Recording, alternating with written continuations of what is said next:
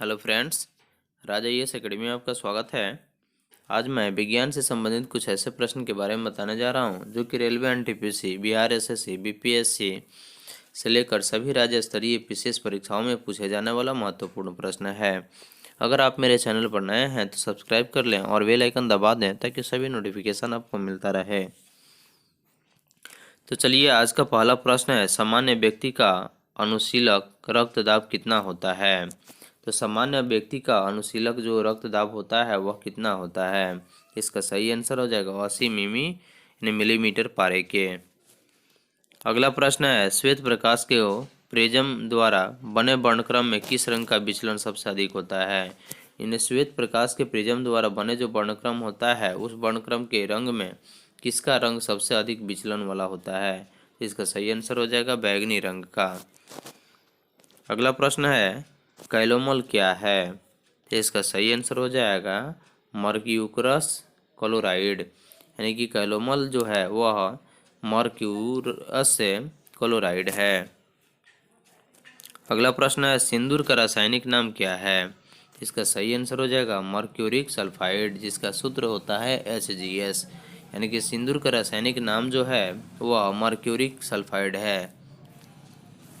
अगला प्रश्न है, झूठा सोना क्या कहलाता है। इसका सही आंसर हो जाएगा प्रकृति में पाए जाने वाला आयरन सल्फाइड अथवा आयरन पाइराइड्स। तो झूठा सोना जो है वह प्रकृति में पाया जाने वाला आयरन सल्फाइड तथा अथवा आयरन पाइराइड्स है। अगला प्रश्न है, पेनक्रियाटिक जूस में पाया जाने वाला एंजाइम क्या है। इसका सही आंसर हो जाएगा ट्रिप्सिन एंजाइम। अगला प्रश्न है, आंतों में प्रोटीनों को अमीनो अम्ल में अपघटित करने में उत्प्रेरक कौन सा उत्प्रेरक काम करता है। इसका सही आंसर हो जाएगा पेप्सिन एंजाइम। अगला प्रश्न है, एस्ट्रोडी क्या है। इसका सही आंसर हो जाएगा ब्रह्मांड के विकास का अध्ययन करने वाला जापानी एक्सरे उपग्रह, यानी कि एस्ट्रोडी जो है वह ब्रह्मांड के विकास के अध्ययन करने वाला जो जापानी एक्सरे उपग्रह है उसी को हम एस्ट्रोडी कहते हैं। अगला प्रश्न है, ध्रुव तारा आकाश में एक ही स्थान पर दिखाई देता है जबकि अन्य तारे नहीं, इसका क्या कारण है।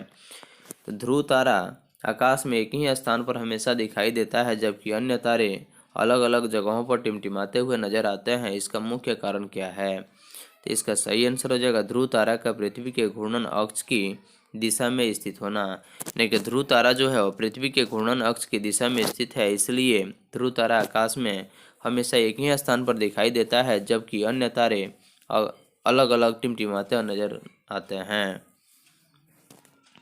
अगला प्रश्न है, मनुष्य में हृदय में यानी कि मनुष्य के हृदय में सामान्यतः प्रति मिनट कितनी बार स्पंदन होता है, यानी कि 72 बार। तो मनुष्य के हृदय सामान्यतः प्रति मिनट में 72 बार स्पंदन करता है, यानी कि धड़कता है।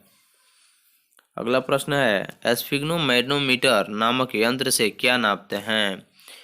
तो स्फिग्नोमैनोमीटर नामक यंत्र से क्या नापते हैं। इसका सही आंसर हो जाएगा रक्तदाब, यानी कि रक्तदाब को मापने के लिए स्फिग्नोमैनोमीटर का उपयोग किया जाता है।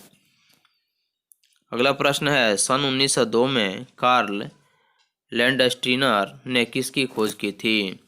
तो सन 1902 में कार्ल लैंडस्टीनर ने किसकी खोज की थी। इसका सही आंसर हो जाएगा रक्त समूह की, यानी कि रक्त समूह की खोज सन 1902 में कार्ल लैंडस्टीनर ने की थी।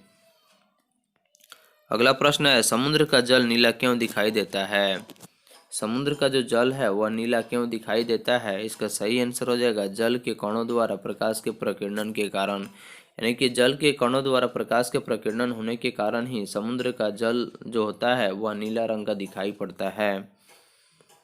अगला प्रश्न है, प्रोटीन किस गैस का प्रमुख यौगिक है। इसका सही आंसर हो जाएगा नाइट्रोजन का, यानी कि प्रोटीन जो है वह नाइट्रोजन गैस का प्रमुख यौगिक है। अगला प्रश्न है, इथोलॉजी में किसका अध्ययन किया जाता है।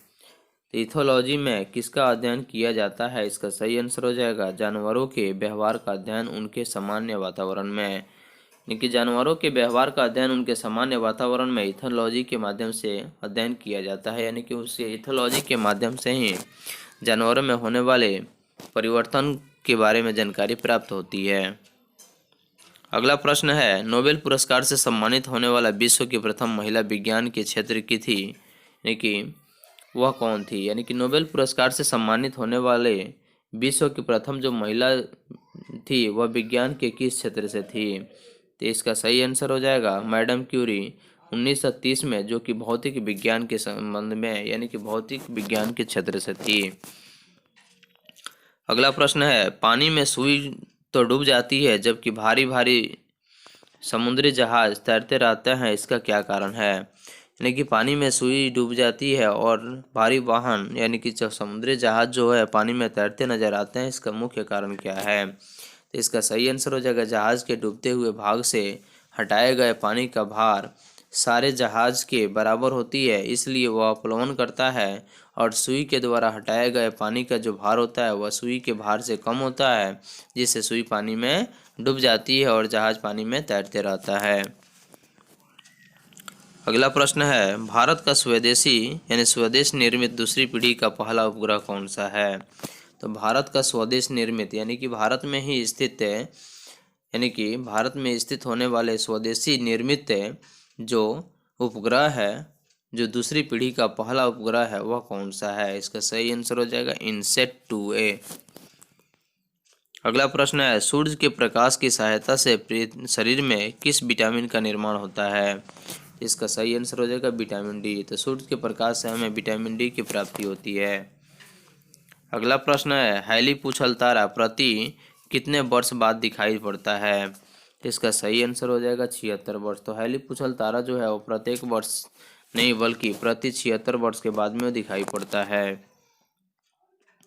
अगला प्रश्न है, किन तरंगों की सहायता से चमगादड़ें रात में सुरक्षित उड़ती है। इसका सही आंसर हो जाएगा पराश्रव्य तरंगों की सहायता से।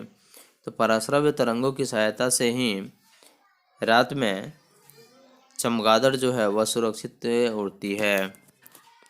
अगला प्रश्न है, HIV विषाणु में कौन सा रोग होता है। इसका सही आंसर है एड्स, जिसका पूरा नाम एक्वायर्ड इम्यूनो डिफिशियंसी सिंड्रोम है और यह संक्रमित ब्लड के माध्यम से फैलता है। अगला प्रश्न है, रक्त का थक्का जमने में कौन सा विटामिन सहायक होता है। तो रक्त का थक्का जमने में कौन सा विटामिन सहायक होता है। इसका सही आंसर हो जाएगा विटामिन के। अगला प्रश्न है, एम्पियर सेकंड मात्रक किसका है। आवेश की मात्रा है। एम्पियर सेकंड जो है वह आवेश की मात्रा का मात्रक है। अगला प्रश्न है, लाफिंग गैस क्या है। तो इसका सही आंसर हो जाएगा नाइट्रस ऑक्साइड। लाफिंग गैस का रासायनिक नाम जो है वह लाफिंग नाइट्रस ऑक्साइड है। अगला प्रश्न है, बाह्य चुंबकीय प्रभाव में वैज्ञानिक यंत्रों की रक्षा किस लिए की जाती है। यानी कैसे बाह्य चुंबकीय प्रभाव में वैज्ञानिक यंत्रों की रक्षा कैसे की जाती है। इसका सही आंसर हो जाएगा लौ कवर में रखकर।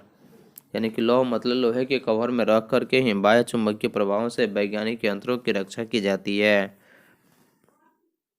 अगला प्रश्न है, परमाणु बिजली घरों में किस प्रकार की न्यूक्लियर अभिक्रिया होती है। इसका सही आंसर हो जाएगा न्यूक्लियर संलयन। तो परमाणु बिजली घरों में न्यूक्लियर अभिक्रिया जो होती है वह न्यूक्लियर संलयन क्रिया के द्वारा होती है। अगला प्रश्न है, जी किरणों पर किस प्रकार का आवेश होता है। इसका सही आंसर हो जाएगा किसी प्रकार का नहीं। तो जी किरणों पर किसी प्रकार का भी आवेश नहीं होता है। अगला प्रश्न है, रेडियो कार्बन तिथि निर्धारण विधि का उपयोग कहाँ होता है। तो रेडियो कार्बन तिथि निर्धारण की विधि का उपयोग जीवाश्मों की आयु का पता लगाने में किया जाता है। अगला प्रश्न है, शरीर का सारा रक्त किसके माध्यम से शुद्ध होता है। तो मनुष्य के शरीर में उपस्थित जो ब्लड होता है वह किसके माध्यम से शुद्ध होता है। इसका सही आंसर हो जाएगा किडनी, यानी कि किडनी के माध्यम से, ब्रिक के माध्यम से। अगला प्रश्न है, हाइड्रोफाइट किन्हें कहते हैं। तो इसका सही आंसर हो जाएगा जलीय पौधों को हाइड्रोफाइट कहते हैं। अगला प्रश्न है, दो समानांतर दर्पणों के बीच रखी वस्तु के कितने प्रतिबिंब बनते हैं? तो दो समानांतर दर्पणों के बीच रखी वस्तु के कितने प्रतिबिंब बनते हैं? इसका सही आंसर हो जाएगा अनंत। अगला प्रश्न है, दो समानांतर दर्पणों के बीच रखी वस्तु का प्रतिबिंब अधिक चमकीला प्रतिबिंबित कौन सा होता है? तो दो समानांतर दर्पणों के बीच रखी गई वस्तु का सबसे अधिक चमकीला प्रतिबिंब होना, इसका सही मुख्य कारण है दूसरा प्रतिबिंब। अगला प्रश्न है, तेल का जल के तल पर फैल जाने का क्या कारण है? यानी कि तेल का जल के तल पर फैल जाने का मुख्य कारण क्या है? इसका सही आंसर हो जाएगा तेल का पृष्ठ तनाव के जल की अपेक्षा कम होने के कारण। अगला प्रश्न है, पेनिसिलिन का लेड होता है किसका? यानी कि पेनिसिलिन का जो लेड होता है वो ग्रेफाइट का लेड होता है। अगला प्रश्न है, सड़क पर चलने की अपेक्षा बर्फ पर चलना कठिन क्यों होता है? तो सड़क पर चलने की अपेक्षा बर्फ पर चलना कठिन क्यों होता है? इसका सही आंसर है क्योंकि बर्फ में सड़क की अपेक्षा घर्षण कम होती है और सड़क पर चलते वक्त मनुष्य के शरीर में यानी कि पैर में घर्षण अधिक होता है, जिसकी वजह से सड़क पर मनुष्य आसानी से चल जाता है, जबकि बर्फ पर फिसलापन अधिक होती है जिसकी वजह से उसमें घर्षण नहीं होता है, जिसके कारण मनुष्य को बर्फ पर चलने में काफ़ी कठिनाई उत्पन्न होती है। अगला प्रश्न है, लोलक घड़ियां गर्मियों में सुस्त क्यों हो जाती है? लोलक घड़ियां जो है वह गर्मियों में सुस्त क्यों हो जाती है? इसका सही आंसर हो जाएगा लोलक की लंबाई बढ़ जाने से उनका आवर्तकाल बढ़ जाता है जिससे सुई सुस्त हो जाती है।